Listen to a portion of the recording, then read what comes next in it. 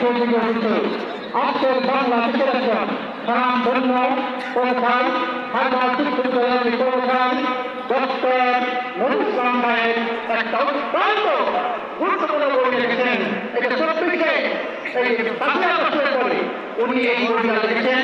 তার নাম হল আনুপাতিক নির্বাচন কি এবং কেন। এটার মধ্যে আনুপাতিক নির্বাচন চাই উনি 10টা কারণে উল্লেখ করেছেন।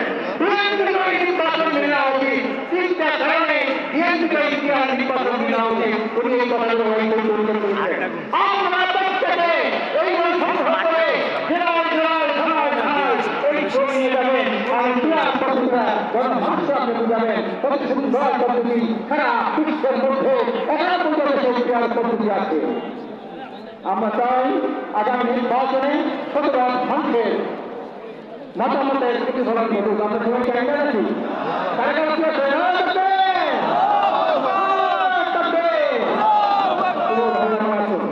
আমরা আগামী নির্বাচনে পেঁয়াজ পদ্ধতি নির্বাচন হবে। এখানে যারা কথা আছে সবাই কিন্তু পেঁয়াজ চায়। এখানে কথা আছে জামাত ইসলামের কেন্দ্রের নেতৃত্ব তারা পেঁয়াজ চায়। এখানে কথা আছে সিভিল কেন্দ্রের নেতৃত্ব তারা পেঁয়াজ চায়। এখানে কথা আছে ভিডিওর হকর পেঁয়াজ চায়। তারা আছে এখানে কথা আছে আপনার মুজিবুর রহমান আপনার মঞ্জুর বাড়ি পেঁয়াজ চায়। ছাত্র ইসলাম পেঁয়াজ চায়। এদেশের জনগণ পেঁয়াজ চায়। বুদ্ধিজীবীরা পেঁয়াজ চায়। শিক্ষাবিদরা পেঁয়াজ চায়। আগামী পেঁয়াজ নির্বাচন হবে আর করতে দেওয়া হবে না।